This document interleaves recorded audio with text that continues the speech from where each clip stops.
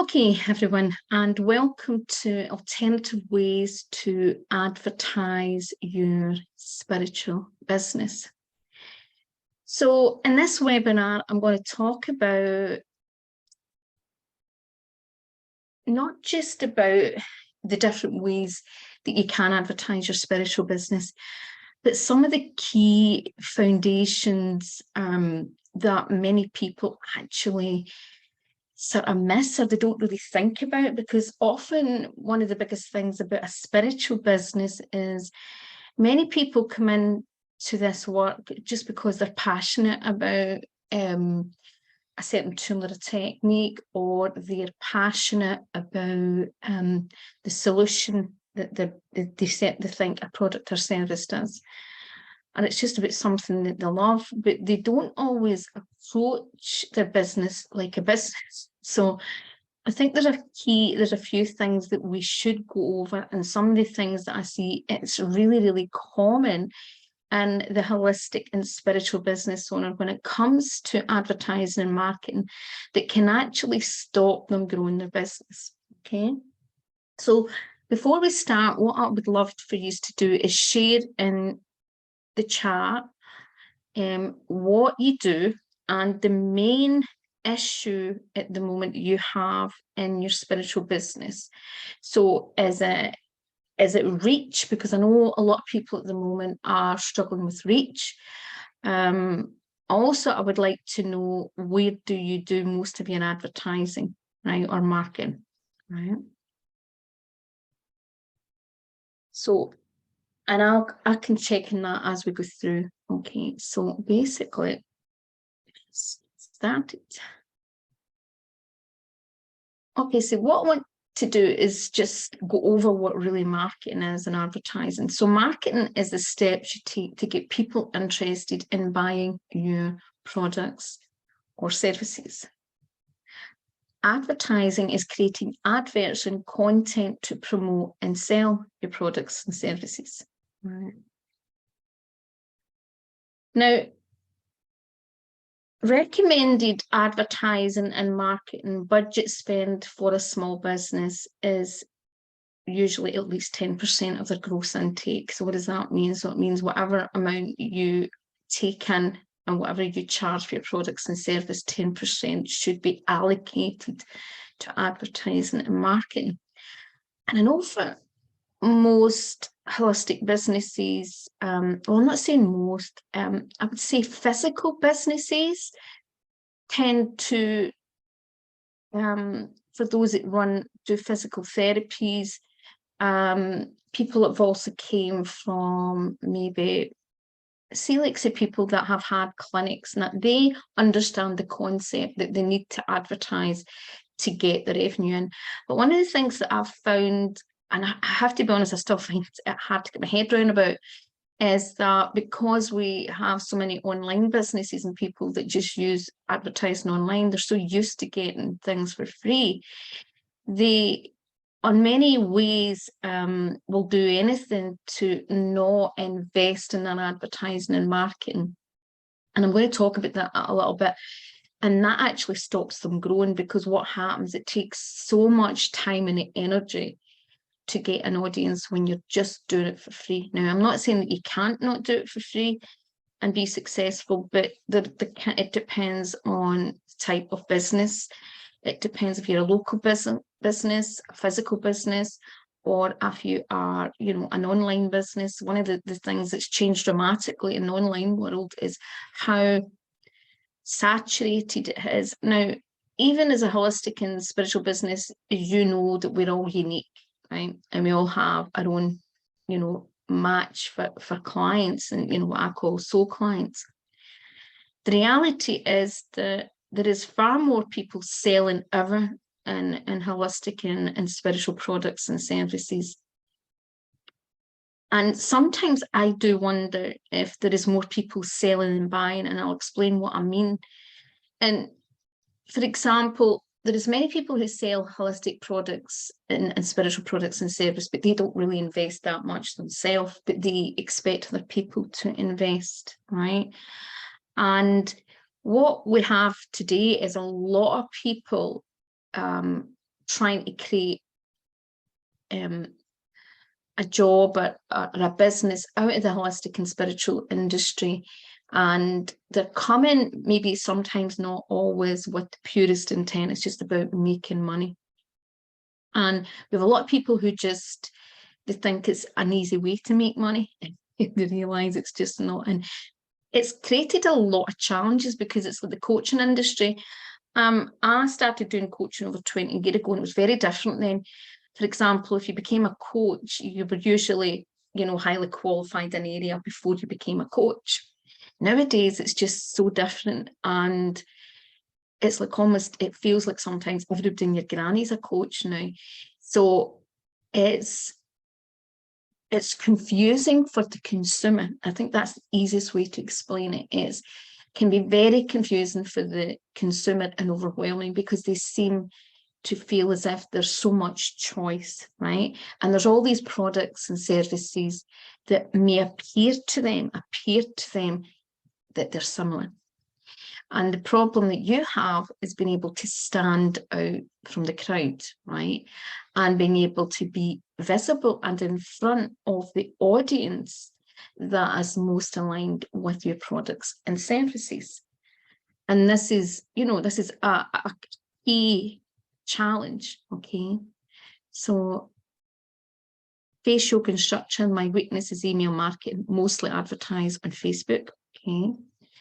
Janine, my business is Spirit Intuitor, but if I'm struggling to reach people, I advertise Facebook, Instagram, YouTube, and getting into Pinterest, okay?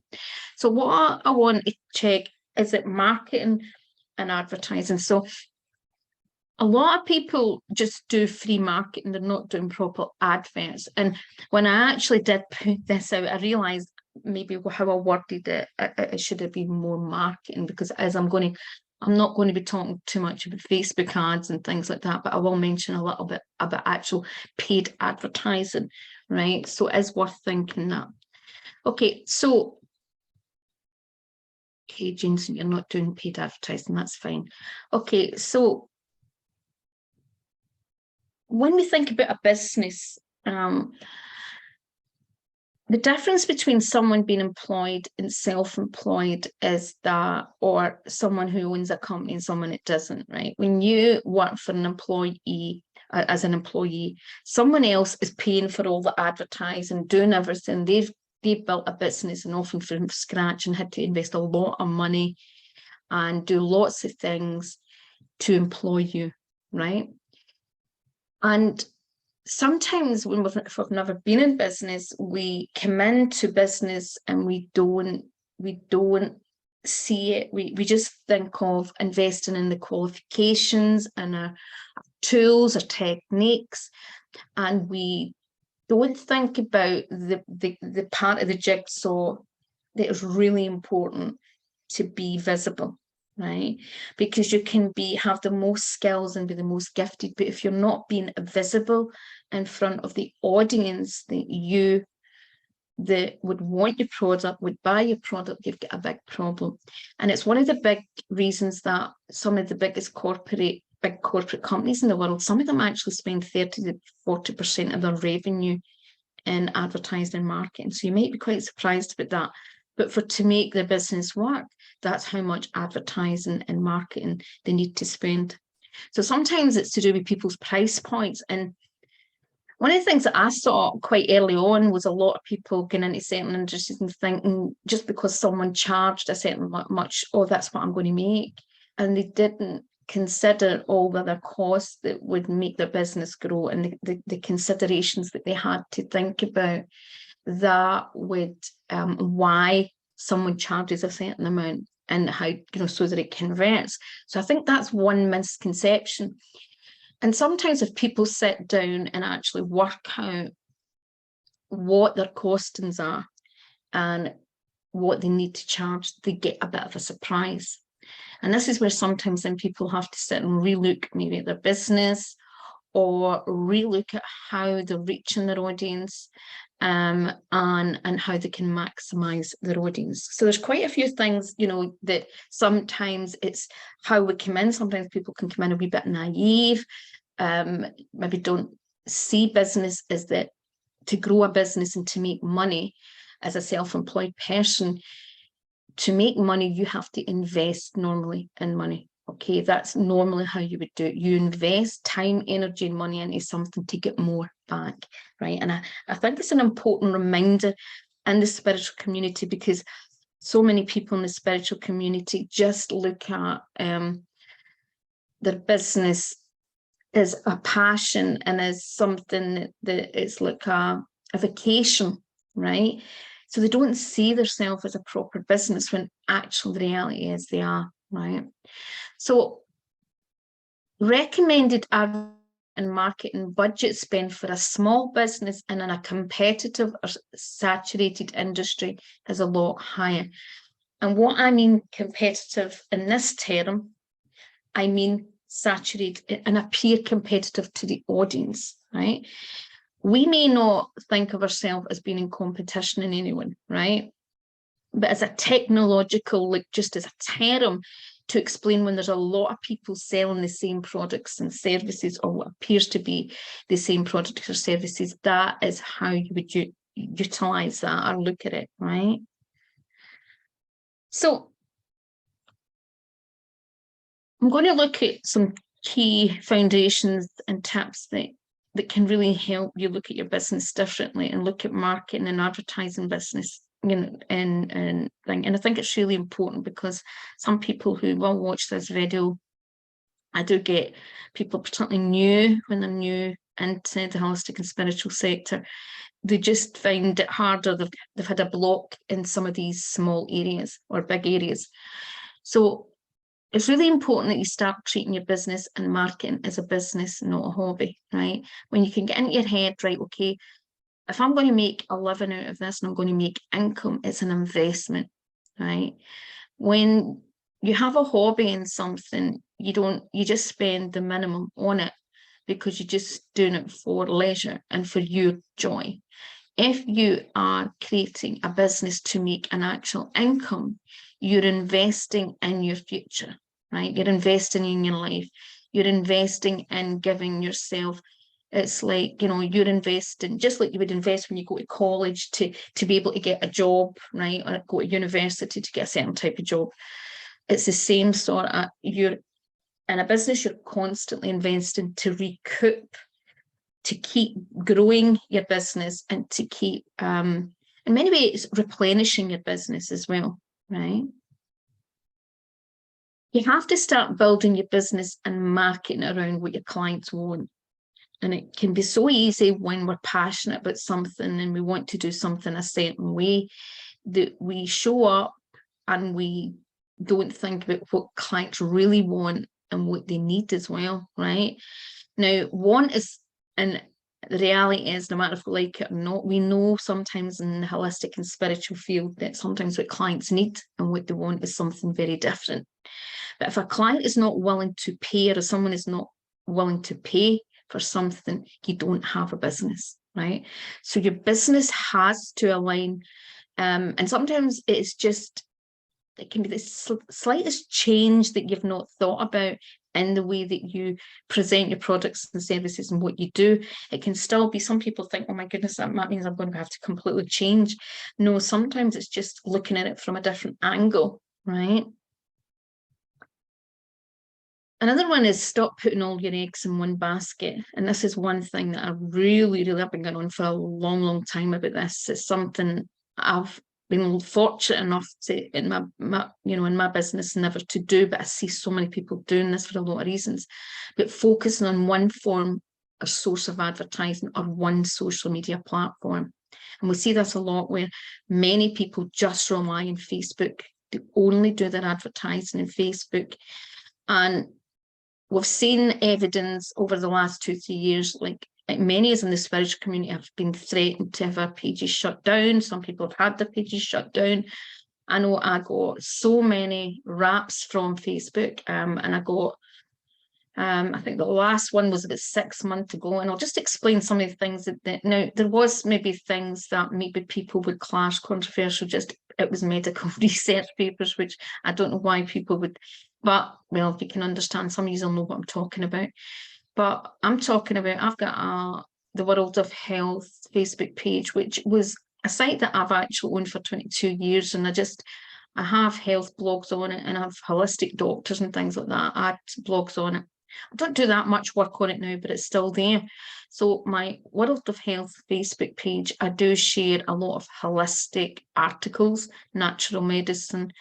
And I don't know how many times I've been fact-checked by Facebook, and these are actual real British Medical Journal or American Medical Journal papers.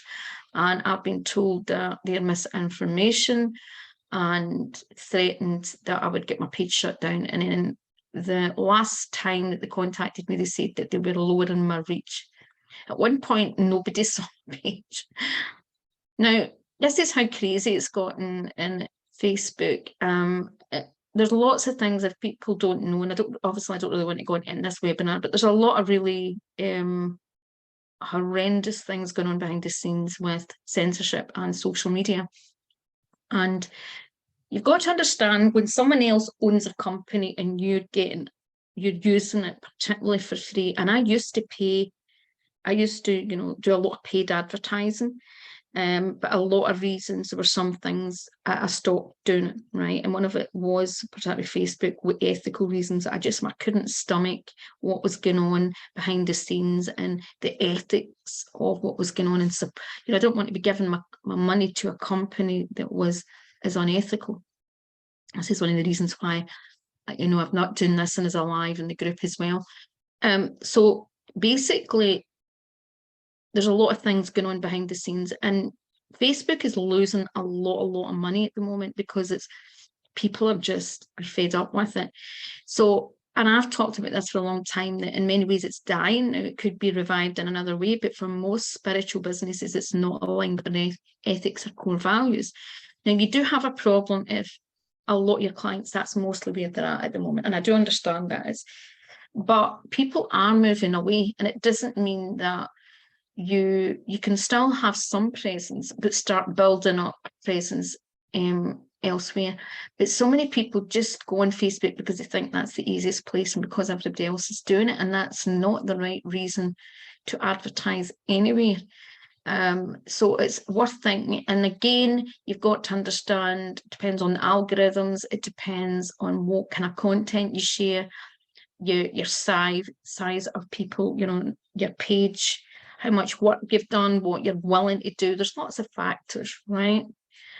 One of the things that I'd also say that can make a huge difference in your business is by creating a soul-aligned brand.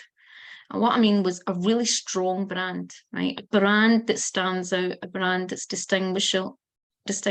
And a brand is not just about your font and your color and your logo, right? And it's not just about you showing up in videos and things like that. It's about you having a consistent message, and your font, your colors, your words, and everything all aligning with the energy of the product, the solution that you're offering, and the products and services that you're offering, right? Now, if you're a solopreneur, often, mostly your business is a lot of views coming through that. But it can depend on what you're selling. So, if you're maybe selling physical products, if you're maybe a candle maker or you sell essential oils, and that can be slightly different. Of course, some of views coming through that, but also it might be the core. If you're buying in products and services and you're selling them, it'll be often the core values also of what you're buying, why the supplier you're buying them from, right? A soul-aligned brand helps you stand out if you do it the right way, but most people's brands is just not clear enough, or it doesn't make an impact. It's not showing the energy, and people misunderstand. They think they just have to keep doing these videos and turning up and talk about things, where a brand is something like visually, in many ways, it's firstly visual, that someone will remember you. The brand's so strong and so clear and so effective that people know by looking at that brand exactly what you do. And it's easy to remember, and it looks, for example, you want your brand to look professional, clean looking, whatever, and have the energy of what you're trying to portray, okay? And it should be so simple that a child basically kind of understands what you're trying to come across. But many people complicate, either overcomplicate, or it's just not a real solid brand. It's just very vague. When you have a strong brand, actually, it's easier to attract clients to you than you having to do all the work. An effective, strong brand actually helps naturally engage people, right? And it naturally nurtures soul clients. And a brand's not just about the way that your colours, your font, yeah, the theme. It's the whole. It's like almost you've got the easiest way to explain it is like a theme, right? And you're repeating a theme throughout your business, and that theme is repeated, and people get to remember that theme and understand that theme, right? Start creating valuable and engaging marketing content around the problems you solve, and easy, digestible content, right? Content, if it's too long, too vague, that people go, well, why should I listen to that? Why should I read that? What's the reason? You have to give them something solid enough, even in the content you're posting on your social media or elsewhere, even your website. Like if it's a blog, a blog with a strong title that's given them a reason that they will benefit. Lots of people write blogs as if they're a blogger, as in like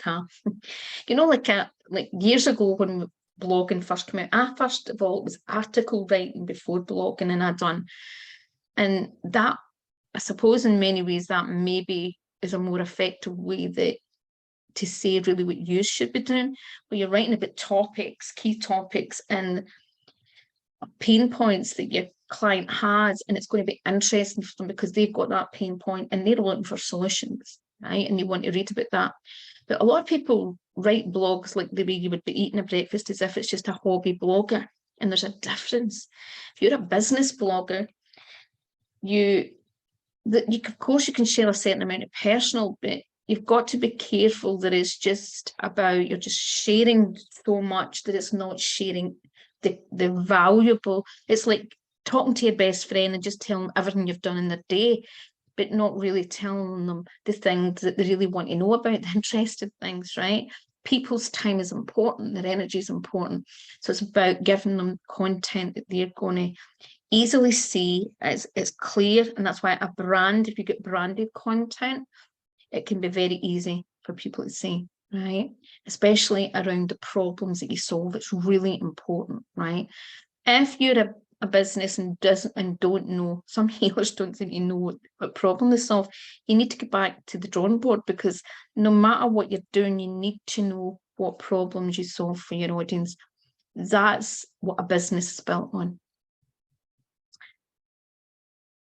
Also, you have to start posting in less saturated local and online places where you will be easily found or clearly visible to your soul clients. And I know somebody's saying, I know, but how do you do that, right?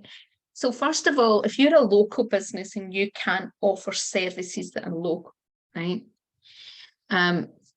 It's sometimes just it's getting your thinking cap up and thinking of all the places, like I'll give you some examples what I used to do. So when I first started my business, I was in a situation where I had been ill for many years. I didn't even get proper sickness benefit. And my parents had spent everything they possibly could, and I had on my health. And I was very vulnerable, and I was in a situation where I'm thinking, how the hell am I going to advertise my business now? I did learn before I started my business for 2 years at web design. And I started doing, that's one of the reasons why I started an online business. I realised I was wanting to be ahead of the game and I needed to think smart. But what also I used to do was list out what have I got in the house. I know this sounds silly, but I would go, right, I've got stamps, I've got some envelopes, I've got paper. And I would use that and utilise that to reach an audience, say you used to be able to put posters up in libraries, and then they started doing away with that, right? But you could do things like that. I could do mail shots now. I know that these are not all things, but for some people are offering certain things. Some of this can still work. So if you're a local business going and printing leaflet things, you've got to think, right, who's my audience, who am I targeting, and how also is there a novel way that I can reach them. most people are just using the same old, and in a way that they're not getting seen, right? Now, if you're online, you want to look for, again, the places where your audience hang out, that you can share in a natural way, or like in a way that it's conducive, that you can do it. So some of the things that people make mistakes is they go into just groups looking to share their stuff, right? And these groups are not, they're not marketplace groups. They're groups where you're supposed to go in and engage, right, and build connection, but they just turn up when they can promote, right? So they're not really interested in building connection and engagement with people or their audience, right? They're just jumping from group to find a place to promote. And often what I see, especially in the holistic and spiritual sector, is many people just focusing on getting into holistic and spiritual groups, where actually what happens is people just trying to sell each other. And that's where the coaching industry has become now. There was a big research done a couple of years ago in America, and it was exploring how do coaches make most of their money. And they were saying that coaches make most of their money from other coaches, so they're just feeding each other. You don't want it to be like that, right? I'm not saying that. Sometimes, like, I'm a trainer and I teach therapist stress management and accreditation, so of course, some of my audience are coaches, healers and therapists, and obviously I create this kind of business. But don't get caught up that just because you're selling a holistic product, that is your audience. That's where, and particularly a lot of people that are new or they're still trying to struggle in their business, they're going in where everybody else is trying to sell the same thing. So that's the thing. You've got to think about, where is my audience? So if your audience is, for example, mental health challenges, where are they going? Are they going to support groups? Are they getting into Facebook groups with certain challenges, right? Are these people going to have certain problems? By sharing tips, by sharing blogs, sharing easy, digestible content like tips, right? It's far easier for you to show out. Sometimes also what people have to be careful is, one of the things that with myself, because I had a lot of complex medical conditions, I became frightened to mention it in some of these groups, because all of a sudden I would be hit with nearly 100 people trying to offer me things that was not relevant. And it was a message, people messaged me and all that. And it became like people as if they were just grabbing you, right? So your audience, people in groups don't want to feel like that. It's important that you naturally share tips and content, and it's almost like you are just connecting with people, supporting them. That is the best converter than trying to, say I'm the best at this, or I can do this and that. And most of us as a holistic don't really want to do that, but I do know some of the younger ones, sometimes they get a wee bit desperate at the beginning and do things that are not always aligned with this industry, with the clients, and with our business. You want to also start sharing evidence that proves what solution you help solve, right? People today are used to so much illusion and deception, just generally in the world, right? And with marketing, they know that lots of products promise the world and underdeliver, right? And things are not always just transparent and whatever. So when they are going to invest in something new, they want to know, exactly the kind of evidence, and what kind of evidence. It's not just I felt better. It's like, well, I was better in 6 weeks, or more details, what they need to do to get that benefit, right? So it's more transparent. And one benefit that social media does have with testimonials compared to other things like your website is that when people put a review or a testimonial on Facebook, people can go and check that person is a real person. Some people could put anything on their website and say it was testimonials, but that gives people who are maybe a wee bit unsure. And you've got to understand that consumers, for all sorts of reasons, particularly in the holistic and spiritual sector, may have tried all sorts of different things. So they want to know, have some sort of guarantee, and it's almost like you're trying to lower the risk for them. Okay, so the more that you can share evidence, testimonials, or maybe talk about why this can help, you know, and sometimes it's more talking about the problem, because sometimes people don't understand that, they don't know the layers to the problem, and it's not till you start giving your expertise, your education, and understanding why your product helps or makes a difference. But you want to always make it clear, because it's the problem that is the pain point that makes them buy, right? It's people don't buy just for the sake of buying. You might think even people who appear to buy for the sake of buying, what are they doing? They're buying in some level to make themselves more happy, whether it's that pair of shoes, whether that's cake or lunch or a new home. You know, there's something underneath. You also want to do is lead your audience on a clear and simple journey that builds confidence and trust in you, in your products. Now I'm going to put my hands up and say, I do have some clear journeys, but there is things in my business at the moment that are all over the place, because I've been changing lots of things, and I'm bringing in somebody else to help me streamline. But I create lead magnets, and I know I'm very good at creating the lead magnets, but what I'm not so good is sometimes when I change what I'm offering, and then I have to go back and try and think, how do I change? It's like almost I'm working back the way, and I seem to struggle neurologically with that. I don't know why. But I do know how important that is, because if you're not leading your audience on a clear, simple journey, they get confused what you're trying to sell them, offer. So if you're trying to offer too many things, or you're not being clear in what you actually do, right? And what you're giving your audience, it can give them mixed messages, right? Now, one of the clearest ways that you can do as a simple journey is actually have a lead magnet. Now, I do know that some people in the holistic and spiritual sector struggle with the concept of lead magnets and sales funnels, and some people think they're very sleazy and whatever.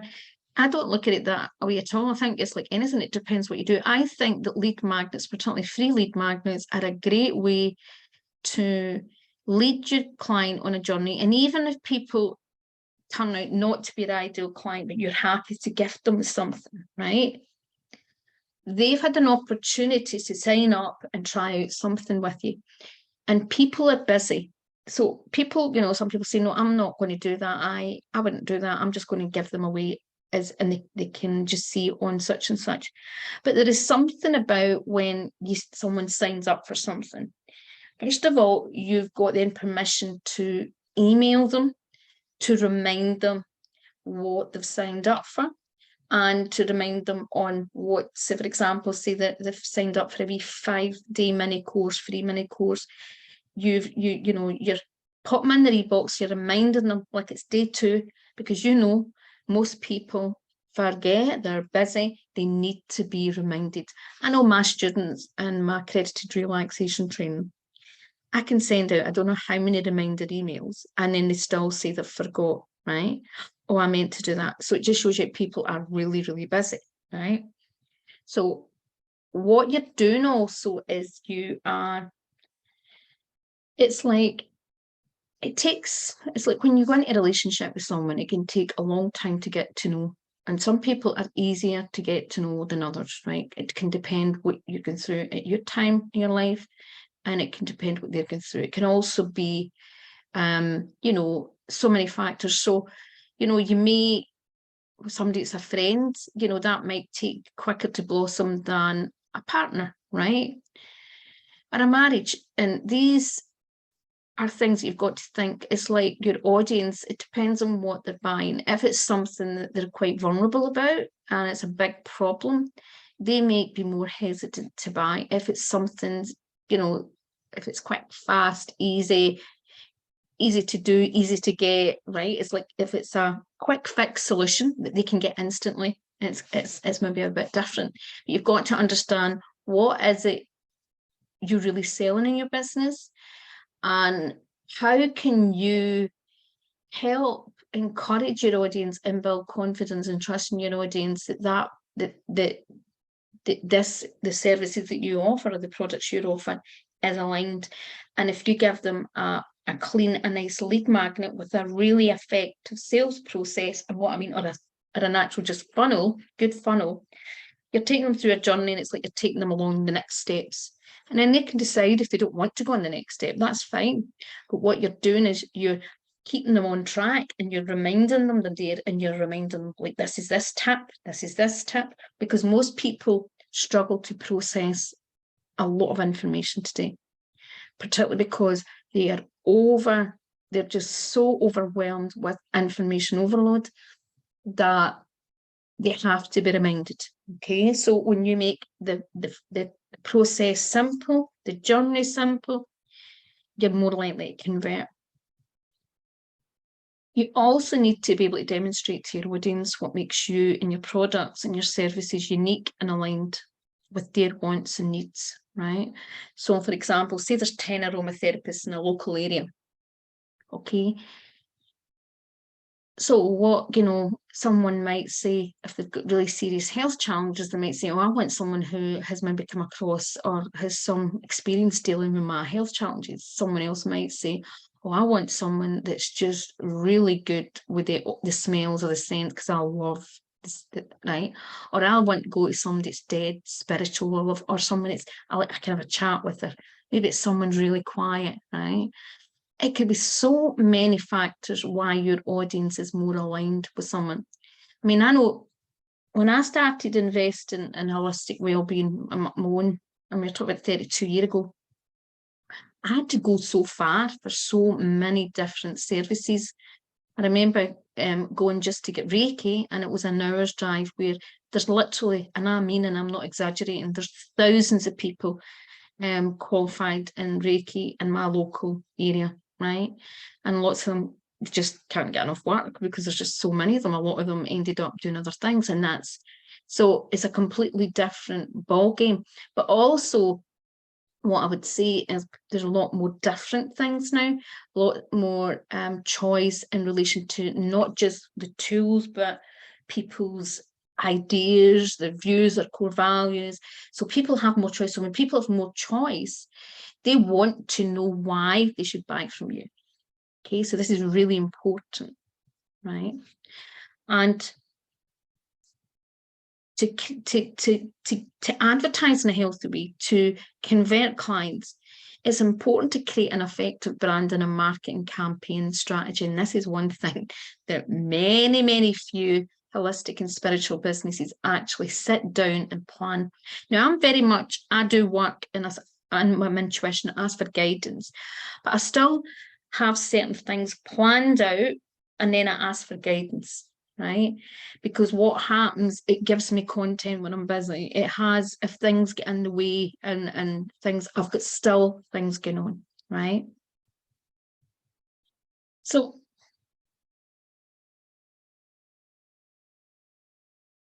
for any that are, because I know that both of you that are on are maybe not, sorry, these are maybe not mostly locally, am I right? It'll be online marketing. Just want to check with you, it is mostly online marketing you're looking at.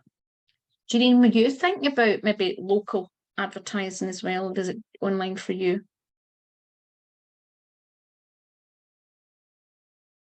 We can talk, or you can share it in the chat if you want.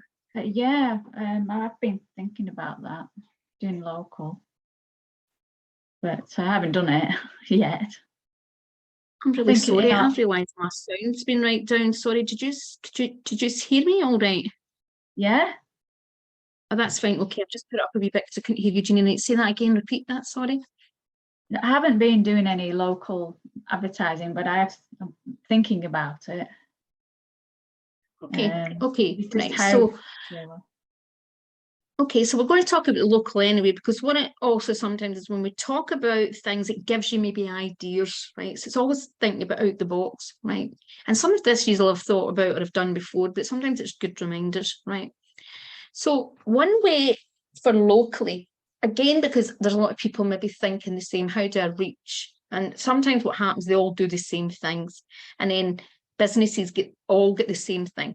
But if you go, for example, if you went to a local business, right, and you were a therapist, for example, or a holistic therapist, if you went to local employee and say, look, I run a such and such business, but I'm willing to give your staff a discount if you would promote it in the staff room, if you would leave your could I leave my leaflets in your office? Or you might say, how about you give me free advertising in here for a year, and you might say to the boss or the guy who owns the company or something, I'll give you a couple of sessions for free or something, right? Now it go, right? Now, if you work out that what you would pay in advertising to get that, you understand that free promotion, it may be really worth it, right? You're trading time at that, but if you don't have a big advertising and marketing budget, it's often worth it, right? If it's someone, and often what happens, they're more likely to repeat and tell other people. And I'll give you an example. So there's Irene Smith, who maybe Janine, you'll know, she was in some of my groups. Irene was a friend of mine, and I used to go to her for bone therapy. Now my family were started to go, and see the amount. She laughed because she said, Eileen, you and your family were the biggest source of people coming. She said, because you tell everybody. It became then most of my brother's employees went to her when she had a back. So sometimes but she gives a really good service. She's an excellent therapist, a very thorough therapist. And so sometimes it just takes going to the right people, right, who have a good network, right? So that's a big start. And you could give, discounts for staff, or do a free talk. So it might be something that they might not understand, and you might ask, could I come in during lunch break? It depends on it. Maybe smaller businesses might, or could I do something, right? Or that can sometimes be worth it. And especially if you go and approach, even if it's like factories and things like that, they're better because you've got a bigger amount of people, right? Also going to local charities and community, like for promotion, right? But what you do there again is, because again, they sometimes can get bombarded, just people looking for freebies off them. But you have to make it worth their while. This is where sometimes I get asked all the time for favours for people and asking me, could you recommend this? As if they don't understand that everybody's doing the same, right? And sometimes there's an energy of entitlement that someone should do something for you for free, but they're not thinking about saying, right, well, what can I do for you? So if you say to a charity, okay, I could come in and do a talk that would help people with and give them some tips, or I'm happy to do a wee free class or a support session, if you would be happy to kind of leave it on your board or whatever, that actually goes down much better, because they think, oh, aye. And then they talk about it. So they're saying, other people, oh, guess what we've got running? So again, you're getting free advertising, right? Local business directories can be good as well, right? Particularly if, if it's a good, healthy working business directory. Going to local networking events, particularly if you're clear on your message, clear on what makes you unique and whatever. And again, if you're willing to work and cooperate with other people. The only thing is, I have to be honest, I'm going to say the downside that sometimes with networking. Sometimes networking people automatically expect you to, or you might think that someone should automatically promote you.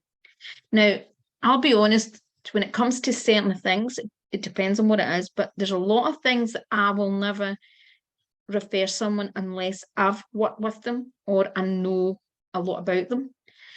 And that's for a variety of reasons. And I learned that very early on, just to do with reputation, right? Particularly in the work that I did, particularly I was out being a trainer and a teacher, and a lot of people looked up to me. And I learned the hard way that it was much more important to only refer people that are really, really trusted, right? So sometimes in networking, but it depends on what you're offering. So there's some things that have less risk, and there's some things that are more like I know, Janine, what you're doing is more relaxing and creative and things like that. So people would be excited about it. There's not a high risk. There are some types of therapies that can be a risk, or they can have a thing if it's not the right therapist, Going to local events and being part of local events, right? You know, having a stall and getting to talk to the local community, getting to know people, again, is a great way. Also, you get to meet. One of the things that I never done for many years, and then I found it quite interesting when I did do it, because of my health challenge, I couldn't go to local networking and events. I did a business thing with one of my sisters, and it was just too much for me. But I remember then when I went to a couple of local events, and it was later on actually, just before I actually changed my business back to, well, I had to go back to online. And I was really surprised the amount of people I met, other therapists and other people, and I actually made loads of contacts, right? Now, and it was just because of my circumstances. I wasn't well enough. It was too much energy. I was a lot better. So at that time, and it worked for me, right? Even you going and organising a local business event, you actually are creating a local holistic event, a local therapy event, you creating it. That's a powerful way, right? Good for you, Jacqueline. You did both for me. I did an in-person event last week, right? Definitely, that's a really good way. I've done spiritual local events for years ago. I'm also in the UK business directory. Okay, good, Janine. Are you in any local business directories? So sometimes it's, if you want to do the local, you want to I don't want to get into, because it's a big thing. There is things you should consider when you're doing directories. One of the biggest things, like if you're going into a national directory for online, right, you want a directory that has got a good reach, particularly if you're paying for it, right? So they know what they're doing, right? A local directory, you know, is good on one hand because some people just use directories for that, or they're on for something else and they notice you, right? So that's why it's worth if you're local, right? Because sometimes it's just easy. Somebody wants somebody, it's the closest to them, right? So local events are a great way. Again, it's about choosing events. And Christmas time, this is a great time to go and even meet other people. But again, what sometimes holistic and spiritual businesses do is they want to just give their cards to everybody and they expect everybody to do stuff for them. And they don't sometimes understand that everybody's getting that, right? And the amount of people ask me to help them get clients is if, if I was doing that, I mean, I know literally thousands of healers and coaches, and maybe I don't know them all really well, but I know hundreds quite well. You'd be quite surprised, but I do, just because I've been a teacher, an educator in this industry, and the type of work that I've done. And you can't do it for everybody, but and the reality is, I know that nobody helped me. I started to do it a lot myself. I'm not saying it needs to be like that, but it's about working. If you work in a team with people, that's different. But some people sometimes just they get very frustrated, they feel very alone, and then they just start and they think everybody else is there to help them. I'm not saying that you don't reach out, but don't rely on that. Don't rely on that, okay? So also one thing that worked for me at the beginning of my business was party plan, right? And group pamper parties. Now, I'd done a few party plans, but I wasn't really fit. So you know what I'd done? I used to sell products and services, like other services. I had products, right? I brought a crystal deodorant that was from Germany.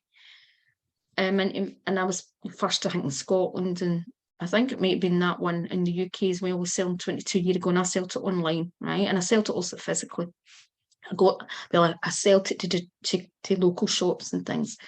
Now, what I did was, because I wasn't personally fit to do the party plans myself at the pamper, I hired therapists, right? And they would be selling my essential oils and my products, but they also, the leaflets that I gave them had other of my services on it, right? So what they were doing, they were making money, but they were also helping to promote me, right? So these are things that you can do. Can you do party plans online? Janine, I don't think that, I'll be honest, I don't think the online party plans are that effective. I think if you're going to do it, I think it's all right if you already have a big following and if you have groups, and if you're one of these people that can really engage your audience and they're interested. So like people do party plans online for Tropic, right? And for nail yards and things like that. Now, I have a nails yard shop, right? And it's just because I'm an aromatherapist and I've always just kept a hold of it. But it's a lot of work online to do the selling and all that, and lots of people are doing it. And I'm not saying you can't do it, but I think it depends. If you don't have a big audience online, think it's a lot of work. If you already have an audience and you have products to sell, yeah, can't do it home as live with parents.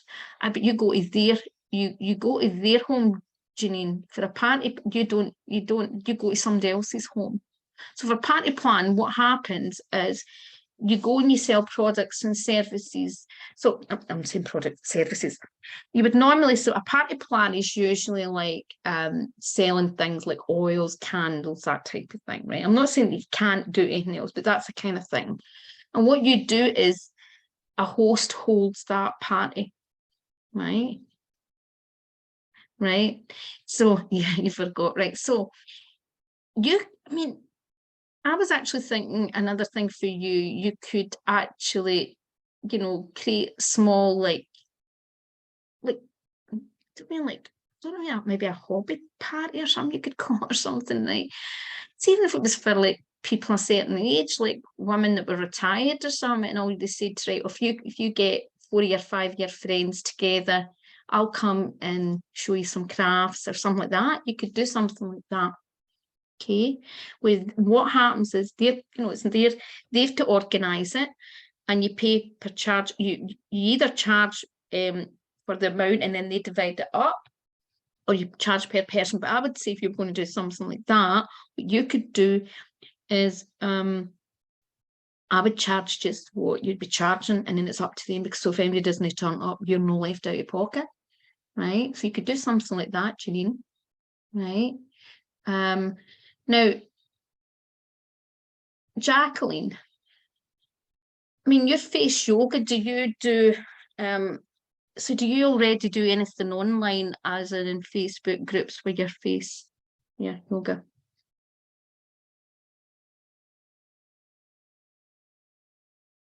Are you selling the actual face yoga? Are you actually selling classes, to be an instructor? What is it you're actually selling? Are you selling even, because you could even make the worth you doing something like selling, I don't know if you do this already or not, like some kind of a self-study face yoga, where people can access their own 5 or 7 day course. Sorry, I'm chatting away to you, Eileen, and I haven't got my mic on. Sorry, darling. So I sell classes, and I also have a membership.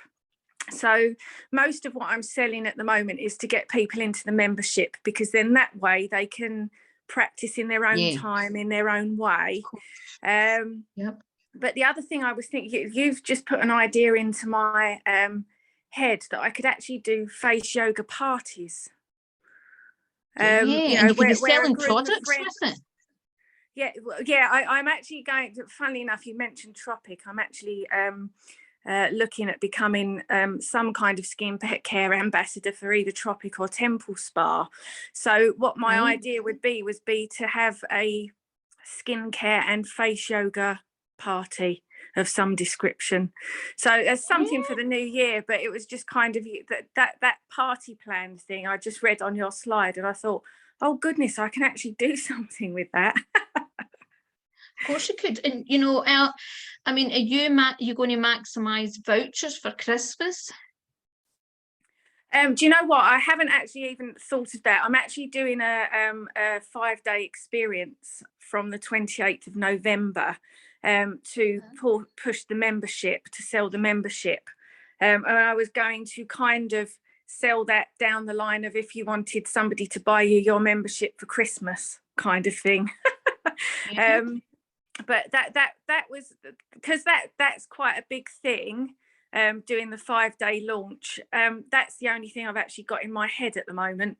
But I'm doing it at this time of year to try and get people who might not buy it for themselves to get somebody to buy it for them, if you see what I mean.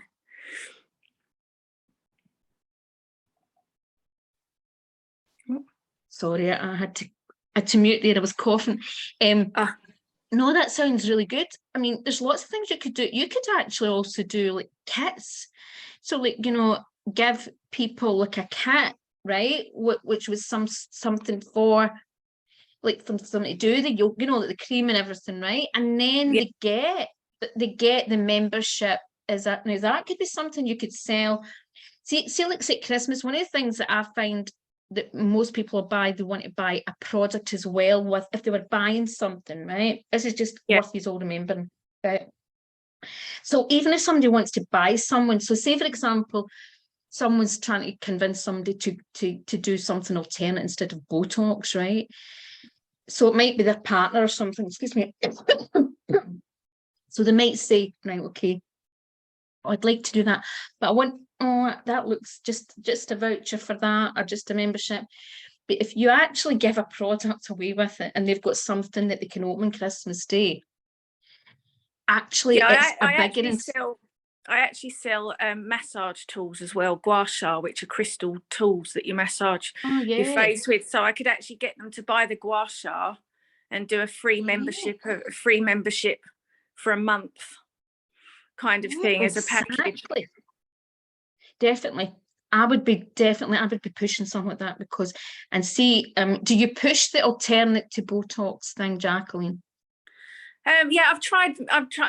Basically, I'm only in my first year of business. I've been in business for 1 year, actually, the beginning of this month. So I've tried to experiment with things over the last year. But I'm also doing a full-time job at M&S as well. So I'm literally coming home of an evening and trying to run my business. So it's kind of having the hours in the day. So I've got loads of ideas, but it's really just having the time to sit down and actually put them into practice. And I think the reason I went down the membership route as being the first thing to sort of sell was that it's my passion, but I only have to kind of put in, I don't have to put in as, because I've set it up, you've basically got courses that you can do, but I do live classes. So basically because I'm working full time, I only have to put in sort of 10 hours a month into the membership, which I can easily find the time to do that. But as the membership grows, I hope to be able to leave my 9 to 5 so that I can actually put all the other plans I've got in my mind into fruition. So I totally understand. That's where I'm at, really, in terms of trying to get the thing that takes. Don't get me wrong, I put a lot of time and effort into my membership, but the thing that actually takes the least amount of time to get that off the ground, to start making some bread and butter, to give me the time to do all the other stuff, if that makes sense. Well, of course, and you have to, it's time efficient as well. And there's certain times we know that we don't mind because you're building it up, but you have to get the balance. Now that's good. So I'm just looking at the time. I can't believe we're on 12 o'clock. I know. So I better go on to the second bit. So it's my fault. I talk too much. So bless you, no. Been really valuable. Thank you so much. Oh no, you're very welcome. So what I want you to now think about is online. So again, online directories, a lot of people don't maximize. There's so many free directories, right? And yeah, sometimes it can be the time to do it, right? But free directories sometimes can still be a way for it to be found again, especially if it's related to the type of things that your audience would be looking for, or, you know, people coming across you because they're looking for something. So sometimes we're offering, like say you, Jacqueline, and Janine, you're a wee bit the same. Sometimes we offer something slightly different that people have not thought about or don't really it's not that common. So what happens is people are not going to go actually looking for it. They're going to be looking for something else and come across. And this is where you would advertise next to the something else. So for example, I get lots of companies that come and ask to advertise on some of my pages for a solution that they have on a topic that I've talked about. Now, a lot of them a lot of it's not holistic, right? So the amount of pharmaceutical companies, for example, who try and get me to sell things, and they offered me crazy money on my world of health, but it's just so against my core values, I would never do it. But also I do get sometimes people who say, can you put a link or something, because they've just seen a blog and an article that I've wrote that, would you call it, their product or service would be great, but it's not in competition or anything with what I'm doing. Now, they will usually offer me money because they know that I would be doing them a huge favour by doing that, particularly if I'm getting traffic, okay? So it's sometimes about thinking about where else. So, you know, is it another site that's selling something? Is it a place that's selling something else, but your product would complement or be another alternate solution to what normally these people would go for? Now, I talk about this a lot, and I think people really undervalue this, but they maybe sometimes don't even approach it the right way. And it's about writing guest articles, blogs and stories, but it's important to write articles and blogs and stories that people will be interested in, not just what you think they're interested in, but what they're actually going to look for, are going to be interested. But even online magazines and things like newspapers, stories, a personal story, if you've got an amazing story. But Jacqueline, for you, even thinking about a article on alternatives to Botox, even something that would be a really good newspaper and an online magazine article, that type of thing, right? Or blogs and things like that. And again, if you write it on pages or sites that have got a lot of traffic, it helps build your business up and it helps engagement. So that's a really key thing. Just quickly, Eileen, I do have a blog, Aye. but I find it really hard to get readers. I mean, I put it out on LinkedIn and Facebook. I've got various different platforms I put it out on, but I don't know if anybody's actually reading it. I don't seem to get a lot of interaction on it. But I do put I put a blog out every month. It's Jacqueline, it's a common thing. So there is a wee bit more, even though I'm saying that there's more to blogs than what people think. It has to be a really sharp headline. Again, it's a pain point. So there's lots of factors. And sometimes when you're first building your business, it can take a wee while. But the good thing about a blog, no matter if you feel you're getting the reach right away, in the long term, it's good for your SEO on your website. It increases the SEO because it's good, rich keywords, particularly if you're writing about topics that are related to the solution that you offer or subjects you offer. What happens, it helps in the long run. So even if you don't just view it from the short term, but the long term, it gives you long-term content. But most people's blogs, I have to be honest, 95% of what holistic people put out in their blogs they're not approaching it the right way. Right. So there's a strategy. So they just think they can or they write about something that they think there's a strategy. So that's a whole other thing. I do have a course on blogging and I do have some videos on it. I'll look out the 3 videos and tag in when I get a chance. Okay. See what I've got. Yeah, I mean, I do try to every month I try to sort of think of an issue and then what the pain points are around that and then give them the solution, if you see what I mean. There's always a kind of, why would you use gua sha? What is gua sha? This is what it is. Why would you use it? You would use it because you've got this, and this is how you use it to do it. So you're approaching it the wrong way, but because what you want to first of all go to the pain point they've got as in why you should go for it. You would be you're looking at the tool and the technique. They don't care about the tool and technique first until they know. So what you're better doing most of your blogs on like why you should go for maybe alternates to Botox, Right. why yoga would benefit, that kind of thing. The tool and technique, I'll be honest, it's not, you could go off with one blog about that. Yeah. Why this is better than, but you want to be focusing on what they recognize. That doesn't really mean, so they wouldn't look for that. That's something that they don't maybe know much about. Most people don't know much about. You want to be writing about blog topics that people would search for. So they'd be looking Words for that they would use, Joe Blog would use. So they would look for Botox, and I'd say to them, right, you know, if you this Wrinkle is face, Botox, wrinkles in but your I can do face, this exactly. instead. Yeah, okay. Right. Lots of wrinkles. How can I improve my skin? That kind of thing. Yeah. So, sorry, I'm going to have to, you know what, this is going to click off because it's over. It's just, it's on a time. Sorry.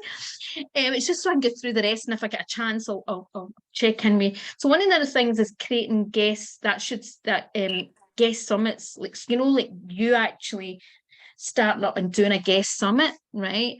And inviting other people in, right? Now, by doing that, what happens is those other people that you invite on that summit all invite their guests and their audience, right? So it's a good way to increase your reach. The only thing about a summit, I always think when there's too many people is too many choices. So maybe 4 or 5 people, but see when they start getting into like 40 people, 20 people, I think that's far too many. But if you say there was 4 of you or 5 of you therapists all got together and you were going to do a week summit, right? And a thing every day, that's really good. And then it's content you could have and you can promote. Do radio talks, do your own podcast, invite guests, right? Share you're available as a free guest speaker in your main area of expertise. So share on your social media, share people that you know that you're looking for places that you can talk about what you do or do a demonstration. Offer a free lead magnet that builds your email list, right? Lead magnets, again, a lot of people in the holistic and spiritual industry are they're not understanding why lead magnets can really help them. But good lead magnets are great at building email lists and building up connection and trust. And yes, some people it can take a wee while. I have some people who've been on my mailing list for years and then they buy, it's not 2 years later, right? Going to online networking events, right? Again, choosing ones that you think are more aligned, or that, and also the good thing about a lot of particularly business networking events, they can be different people and they can expose you. They can actually be more open to sharing your stuff than other people in the industry, because it doesn't feel as if there's too much competition or familiarity. It's like, you know, I know so many healers, when people start asking me to promote them, it puts me in a very difficult position when I know lots and lots of people, right? So when you go to something else, it's a completely different type of networking event and it's all different types of business. You've got, you know, you can make a bigger impact. Online magazines, as I said, I've mentioned that already, and newsletters. Okay, so I don't know, Jacqueline, sorry, I'll go to Janine first. Janine, did you have any questions in some of this, what I was talking about first, and then I'll go back to Jacqueline? I just mentioned on the chat, I don't know if you saw it, that I was thinking of going on to Medium for sharing. Oh, yeah. You know, articles and blogs and things, because I know a friend of mine who's a reader, and she's done a lot of articles and she's doing really well, and you can get like paid for it, like passive income as well. I know you have to do like a program type with them. I've got some blogs on Medium, but they're quite old, right? And I would say, yeah, as long as you're picking really key topics that people would really search for, right?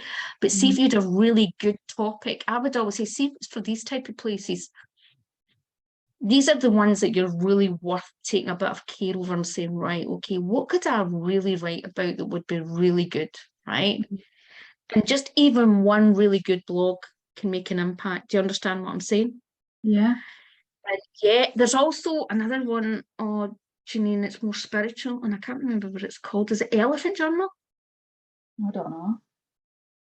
Elephant Journal is a big, I don't know if it's Australian or American. It's a huge platform now. They are a wee bit fussy, I think, about all your grammar and all that. A few people said to me about me putting my stuff on, but you have to get it all approved and all that. But once it's on, it's a massive site, right?